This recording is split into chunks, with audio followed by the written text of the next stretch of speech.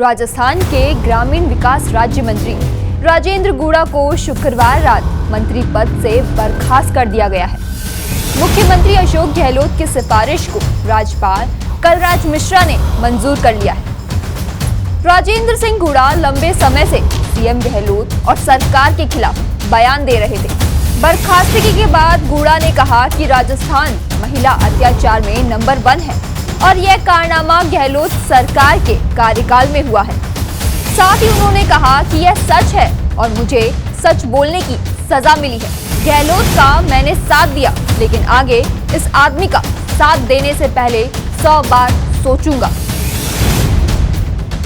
नमस्कार, आप देख रहे हैं TV9 राजस्थान। मैं आपके साथ पूजा शर्मा। आज दिन की सबसे बड़ी खबर है कि मंत्री राजेंद्र सिंह गुड़ा को बर्खास्त कर दिया गया है। जी हां, दरअसल राजेंद्र सिंह लंबे समय से सीएम अशोक गहलोत और सरकार के खिलाफ बयान दे रहे थे। शुक्रवार 21 जुलाई को भी विधानसभा में उन्होंने अपनी सरकार पर सवाल उठाए थे।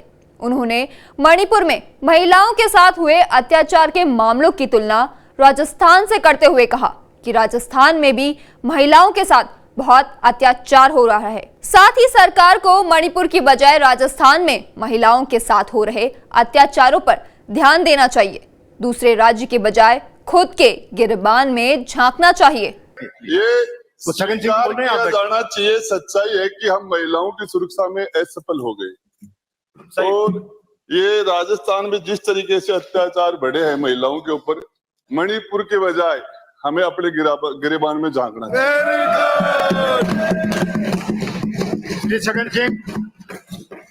मंत्री राजेंद्र सिंह गुड़ा की बर्खास्तगी के बाद अब गहलोत मंत्री परिषद में एक मंत्री की जगह खाली हो गई है। साथ ही अब कैबिनेट में फेरबदल की संभावना जताई जा रही है।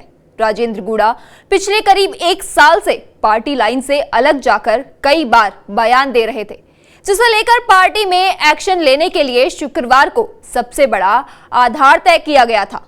साथ ही गुड़ा ने मणिपुर मामले की जगह राजस्थान सरकार को अपने गिरबान में झांकने की सलाह देकर विवाद बढ़ा दिया है। अब गुड़ा के विधानसभा में दिए इस बयान को बीजेपी ने आधार बनाकर मणिपुर के काउंटर में पेश करना शुरू कर दिया।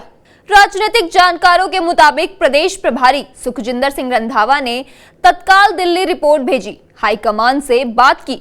साथ ही गहलोत ने भी हाईकमान से सलाह ली। इसके बाद ग्रीन सिग्नल मिलते ही गुड़ा के विधानसभा में दिए बयान के कुछ ही देर बाद उन्हें बर्खास्त करने की फाइल राजभवन भिजवा दी गई। आपको बता दें, पेपर लीक के खिलाफ सचिन पायलट की अजमेर से जयपुर यात्रा के समापन के दिन 15 मई को भी राजेंद्र गुड़ा ने सरकार पर खुलकर भ्रष्टाचार के आरोप लगाए थे।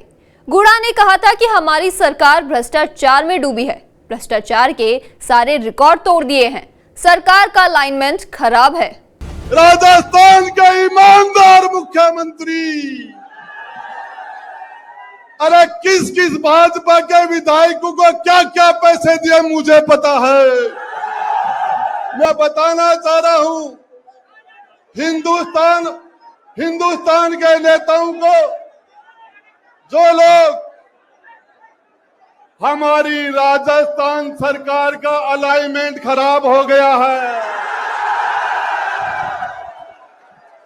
सरकार का अलाइनमेंट खराब हो गया। गुड़ा अब तक बीएसपी के टिकट पर उदयपुर वाटी से चुनाव लड़कर जीते हैं। ऐसे में इस बार भी यह तय माना जा रहा है कि वे कांग्रेस से चुनाव नहीं लड़ेंगे। साथ ही गुड़ा ने पिछले दिनों जयपुर में ओवैसी से मुलाकात की थी।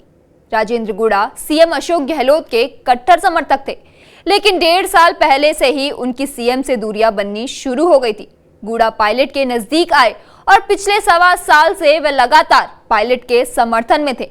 सरकार और सीएम के खिलाफ उन्होंने जमकर बयानबाजी की थी। गहलोत की पिछली सरकार के वक्त राजेंद्र गुड़ा ने ही खुद के साथ 6 बसपा विधायकों को कांग्रेस ज्वाइन कराने में बड़ा रोल निभाया था। 2018 में भी गहलोत सरकार बनते ही गुड़ा के साथ ही साथ 6 बसपा से आने वाले विधायकों ने गहलोत सरकार को समर्थन दिया था।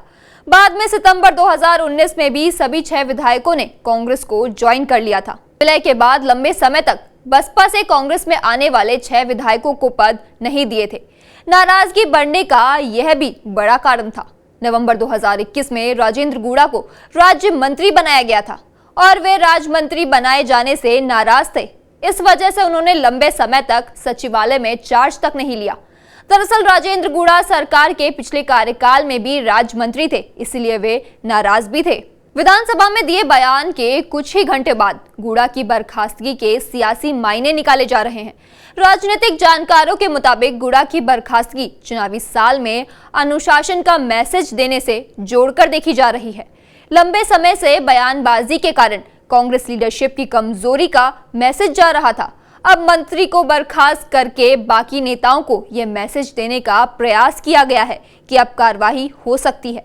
पिछले दिनों कांग्रेस की बैठक में प्रदेश प्रभारी रंधावा ने नेताओं को दो टूक कहा था कि सरकार या नेता के खिलाफ बयानबाजी की तो बड़ा एक्शन होगा।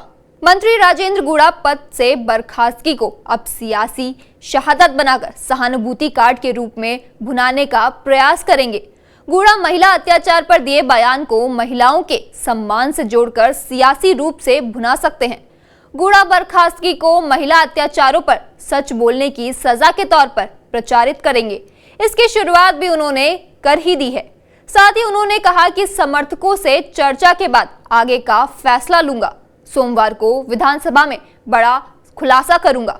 सरकार पर जब संकट आया तो सरकार बचाने में सीएम गहलोत का खूब साथ दिया था। और जहां तक ओवैसी से मुलाकात का सवाल है तो यह एक शिष्टाचार मुलाकात थी। ओवैसी इस देश के बेस्ट सांसद हैं और तथ्यों के साथ संसद में अपनी बात रखते हैं।